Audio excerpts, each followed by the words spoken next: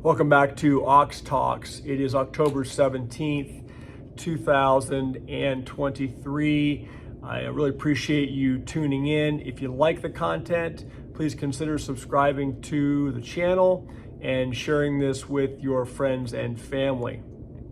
Well, we received the retail sales numbers this morning, and if you believe the narrative in the headline from CNBC, you would believe and think that the consumer is strong and that everything is going great.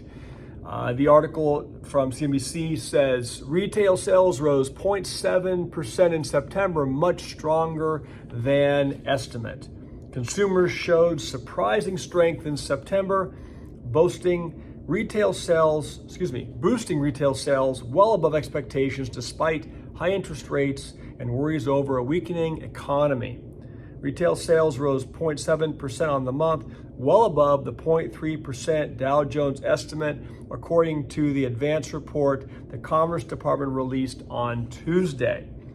Gas station sales helped propel the headline number, rising 0.9% as prices at the pump accelerated. Excluding autos, sales were up 0.6%, also well ahead of the forecast for just 0.2%. The so-called control group, which strips out items such as auto dealers, gas stations, office supply stores, mobile homes, and tobacco stores, and is used for the department's GDP calculation, rose 0.6%. And the article says, quote, "The consumer cannot stop spending."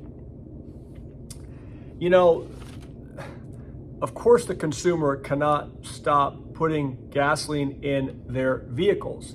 Of course the consumer cannot stop purchasing food for their family to survive. Of course the consumer cannot stop purchasing clothing for their family.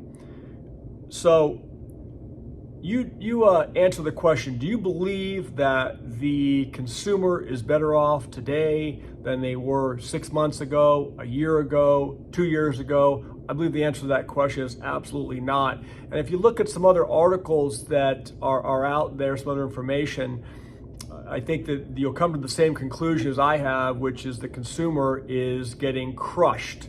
And there's an article I saw on The Hedge yesterday. It says, ticking time bomb, food inflation is crushing millions of low-income Americans. The article says the CPI is not a valid indicator of true inflation, given it is watered down with over 80,000 items and services, and many of those are not necessities for the common U.S. household. If we look only at necessities like housing, food, and energy, the economic picture looks increasingly bleak, the article says. For example, food price increases for the average middle class to upper class households amount to around 11% of their annual income in 2023. However, for people in the lower income bracket, food costs now amount to 31% of their annual income, which is almost 1/3 of what they're making. It says prices are rising exponentially and low-income Americans just can't keep up. In terms of SNAP benefits, over $3 billion were cut from total payouts in 2023, meaning food stamp benefits are decreasing as inflation rises. Social Security has seen an 11% increase from 2020 to 2023, but the average costs have risen 25 to 50% on most goods. We also have the shipping container companies coming out and warning that they're seeing a major slowdown in the use of shipping containers. There's an article today from Zero Hedge says Goldman warns about shipping recession as consumer sputters. Says since global shipping peaked during the pandemic, AP Maersk has warned about an emerging downturn in the container shipping market. In August, the shipping company warned about waning global demand for shipping containers by sea. The company transports Chinese-made goods for retailers such as Walmart, Nordstrom, Macy's, and Kohl's, all of whom have warned about a consumer slowdown.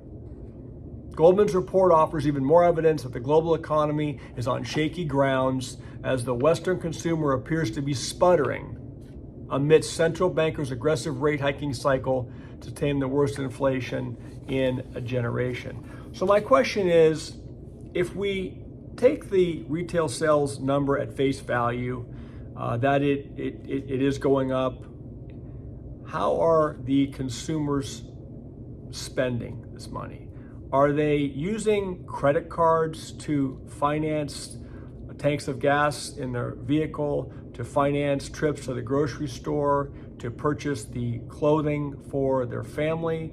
Are they tapping into home equity lines of credit that are now being cut and are getting tapped out?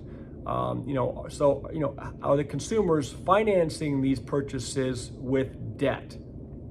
The answer is absolutely. In my opinion, that's what's happening. We all know, we've seen recently, the credit card debt in this country is at an all-time high. If you have a substantial credit card debt, and that may just because, not because you've been out buying big screens and being frivolous with your spending, but just because you've had to use your credit cards to provide basic necessities for your family during these difficult inflationary times. And you find yourself being contacted by these debt relief companies or other outfits that say that they can settle your credit card balances for you or consolidate your debts. I want you to be cautious with that. Do your due diligence. Make sure you consult with a good attorney and a good tax advisor, because oftentimes what people don't understand is if a credit card company agrees to reduce the balance on your credit card, let's say you owe $10,000 and one of the credit card companies says, well, we will settle your account for you if you pay us a lump sum of $6,500. Well, what usually is going to happen is you're going to pay that $6,500, that account's going to be closed, and the rest will be deemed satisfied. However, oftentimes the credit card company will turn around and then issue you what's called a 1099-C, which stands for Cancellation of Debt.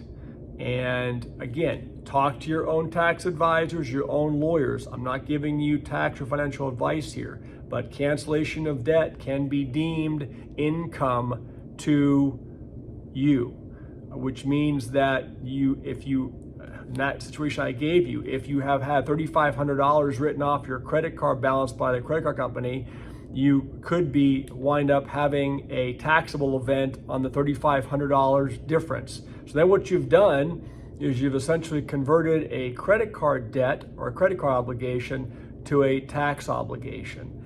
So a lot of times, you have to come back to there are no free lunches, and there are consequences to all of these maneuvers and things that people do.